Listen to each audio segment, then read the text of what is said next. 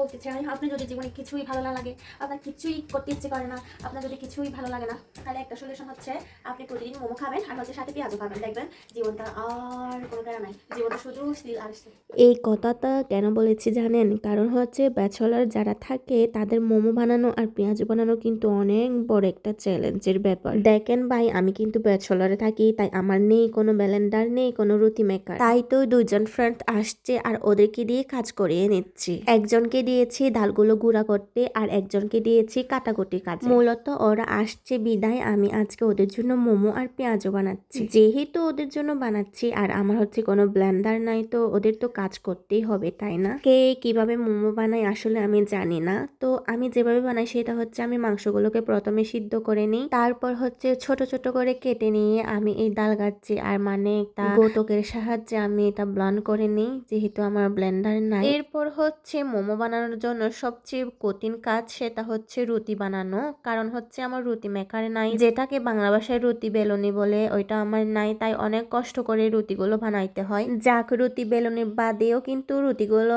ভালোই হয়েছে, গোল হয়েছে, শুধু সাইজের দিকে একটু কেটে গেছে আর কি। আর রুটিগুলো কিন্তু একটু মোটা হয়েছে। হ্যাঁ, আমার হাতটা দেখে কিন্তু আপনারা কিছু বলিয়েন না, কারণ আমি মাংসটা মিক্স করেছি হাত দিয়ে, যার কারণে মাংসগুলো অনেক লেগে আছে আমার হাতে।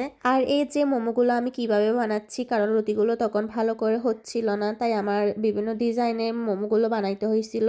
তবে পরে সবগুলো মোমো একই ডিজাইনের বানিয়েছি। আর একদিকে দেখেন মোমো বানাতে বানাতে এদিকে পেঁয়াজগুলো ভেজে নিচ্ছি তেলে। ব্লেন্ডার না থাকার কারণে দেখেন ডালগুলো ভালো করে ব্লেন্ড হয় নাই, তবে খাইতে অনেক মজা হয়েছিল। আর এই যে সব মোমোগুলো বানানো শেষ, এখন হচ্ছে ভাপে দিচ্ছি। 5 থেকে 7 মিনিট রাখার পর মোমোগুলো কিন্তু হয়ে গিয়েছে, কারণ আমি এর আগে মাংসগুলো সিদ্ধ করেছি, যার কারণে ভাবে বেশিক্ষণ রাখা প্রয়োজন হয়নি। আর এই যে দেখেন মোমো কালারগুলো কিন্তু অনেক সুন্দর আসছে, একদম গরম গরম ধোয়া উঠছে আর খেতেও প্রচুর মজা হয়েছে। মোমো কিন্তু গরম গরম খাইতেই বেশি মজা লাগে, ঠান্ডা হয়ে গেলে আর বেশি ভালো লাগে না। দোকানে 6 পিস মোমোর দাম 150 টাকা, তার থেকে বাসায় যদি এভাবে বানিয়ে খাওয়া হয় পেট ভরে খাওয়া যায় আর হচ্ছে নিজের ইচ্ছা মতো বানিয়ে খাওয়া যায়। শুধু ব্লেন্ডার আর রুটি মেকার না থাকলে একটু কষ্ট করতে হয়। মোমোর সাথে গরম গরম পেঁয়াজু খেতেও কিন্তু অনেক মজা হয়েছে। আমার ভিডিওটা দেখে যদি আপনাদেরও খাইতে ইচ্ছে করে তাহলে বানিয়ে খান, না হলে আমার বাসায় চলে আসুন। সবাই সুস্থ থাকুন, ভালো থাকুন, tata, bye bye, take care.